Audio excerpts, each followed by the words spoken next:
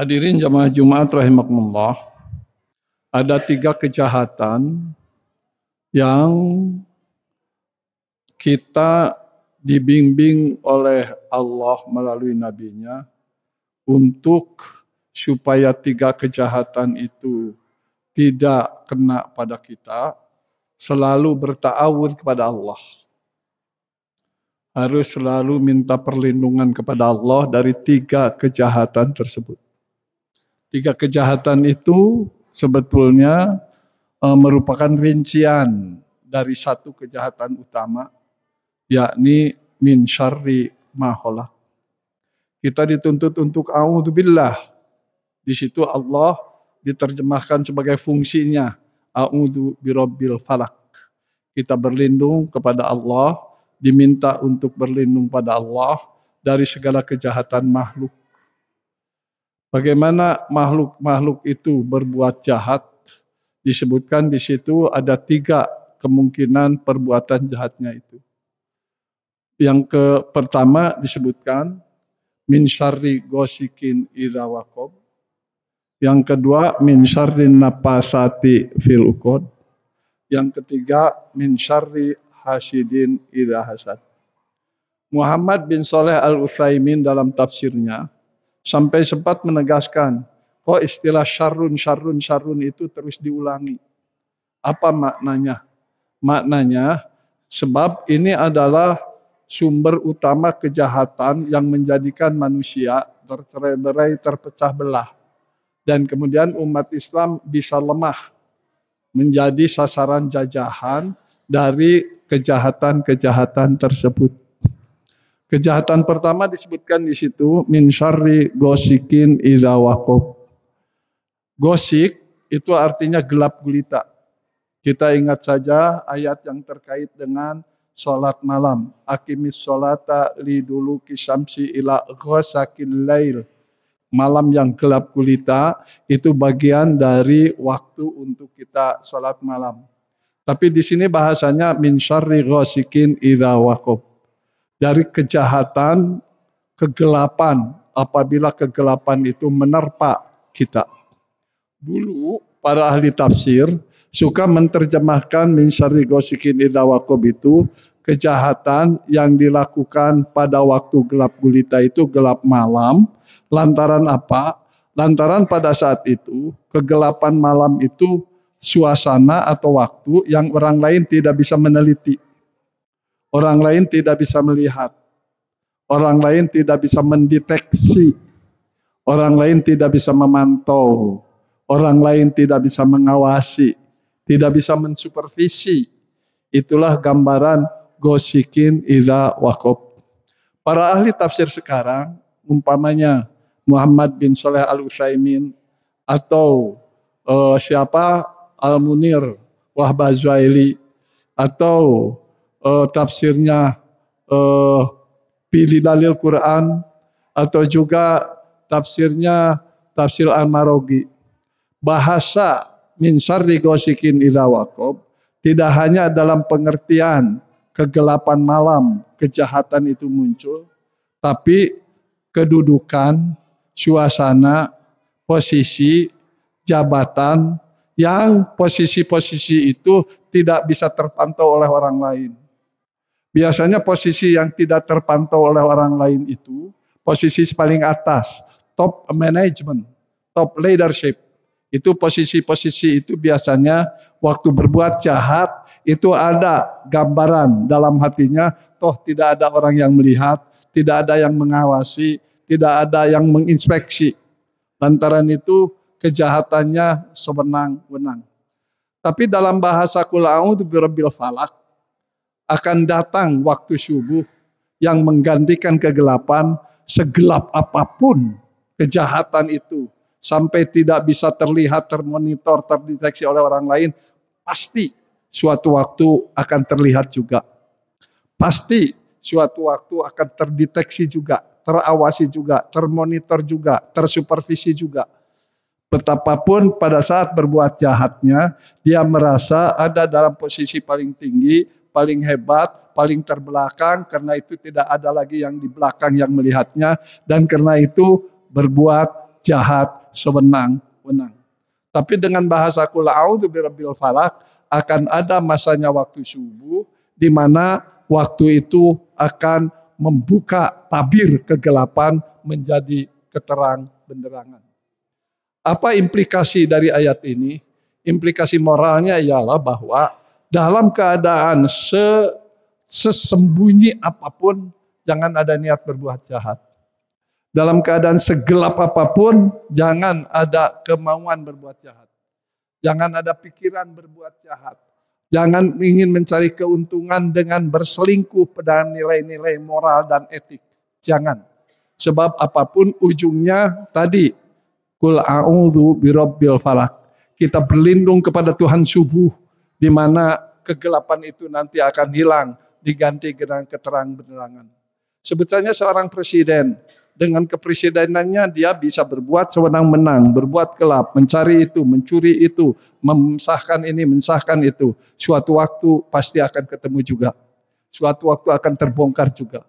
Begitu juga seorang direktur, seorang pokoknya jabatan-jabatan yang dianggap paling tinggi. Merasa gelap, tidak bisa terlihat oleh orang lain, suatu waktu pasti akan terbongkar juga. Idza ja'al haqqu fazaqal batil. Kebenaran itu seperti cahaya. Dan cahaya itu tidak bisa dihalangi oleh kegelapan. Justru terbalik, kegelapan yang akan hilang pada saat datangnya cahaya. Yang kedua, yang kita diminta perlindungan kepada Allah terkait dengan kejahatan itu, min syarrin naffasati fil uqad. Dulu bahasa min syarrin naffasati fil uqad suka ditafsirkan, itu adalah ahli-ahli sihir perempuan. Sebetulnya di Mekah maupun di Madinah banyak ahli sihir itu laki-laki. Malahan di Mesir itu ahli-ahli sihir itu adalah laki-laki. Itu menjadi tim ahli kerajaan Firaun. Tim ahli kerajaan Firaun itu adalah orang-orang atau ahli-ahli sihir. Tapi di surah An-Naffasat. An-Naffasat itu menggambarkan tiupan-tiupan dari nenek-nenek, dari perempuan-perempuan. Sebetulnya ini sindiran langsung terhadap kebiasaan ahli sihir di Eropa. Di Eropa itu umumnya ahli sihir itu adalah perempuan-perempuan. Jadi kejahatan-kejahatan perempuan-perempuan Eropa yang waktu itu suka mendahulukan sihir-sihir yang dengan itu memecahkan orang dari satu persatuannya, menceraikan suami dari istrinya, memisahkan satu kelompok dengan kelompok yang lainnya, memisahkan pimpinan dari bawahannya, dan seterusnya, biasa min syarrin naffasati fil uqad. Ada kasus yang sangat segar sekali pantas kita ingat, bagaimana gambaran min syarrin naffasati fil uqad itu dalam kasus Abu Lahab. Disebutkan di dalam surat Abu Lahab itu, tabat yada abi lahabi watab, ma agna anhu maluhu wa ma kasab, saya selana rong zata lahab wa mro'atuhu hadma latal hatab.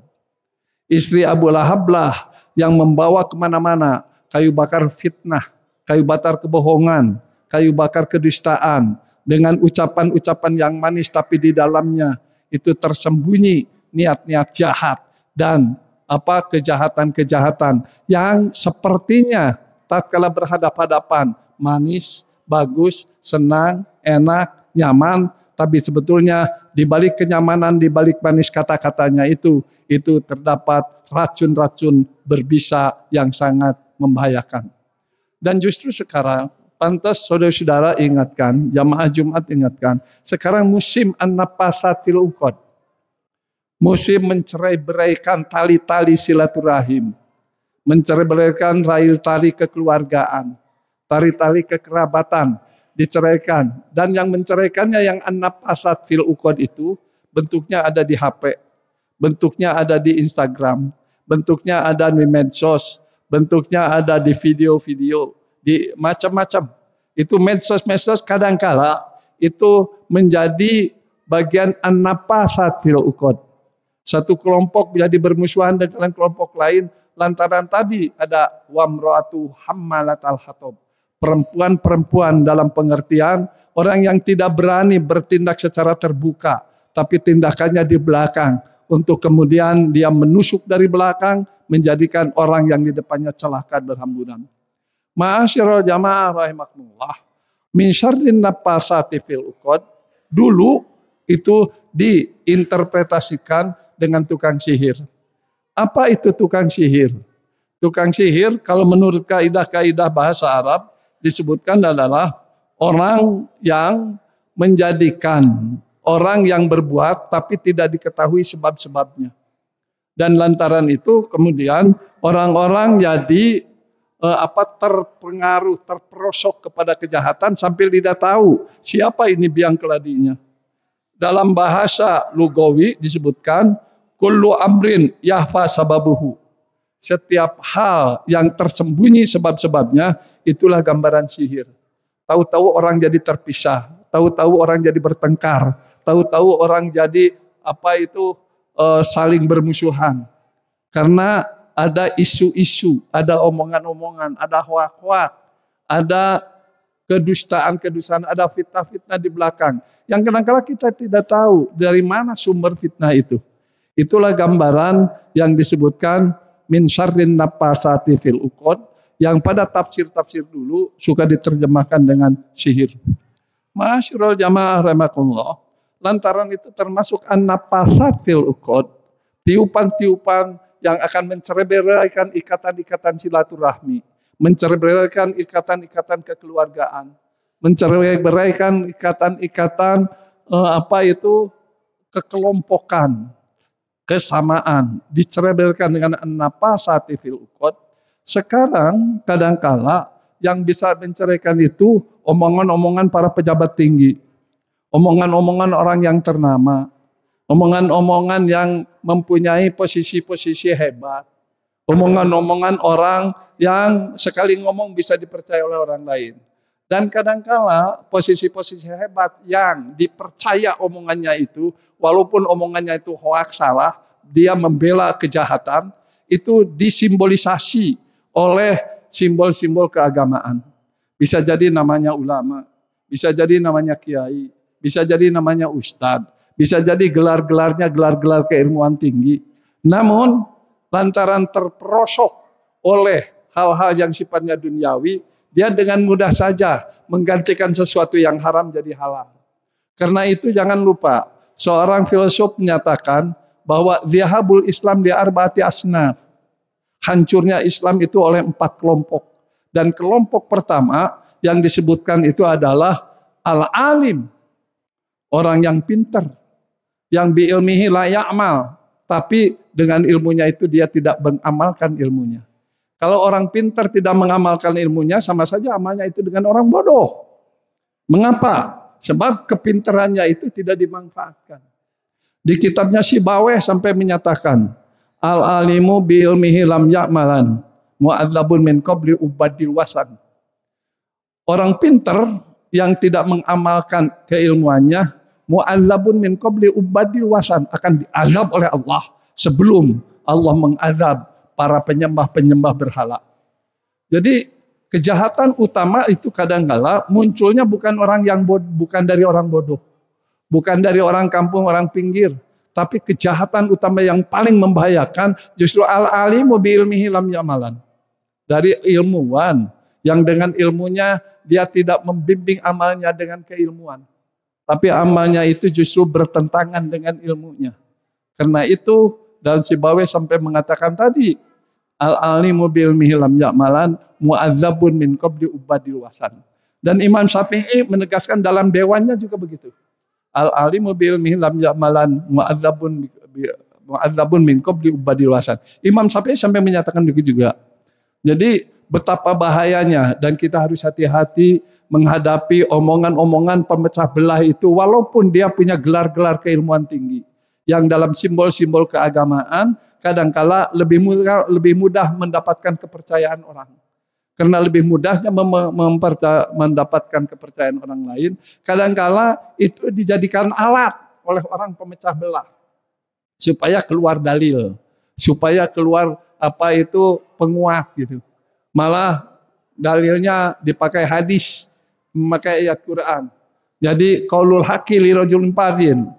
Jadi omongannya benar, akan tetapi dimaksudkan untuk kejahatan.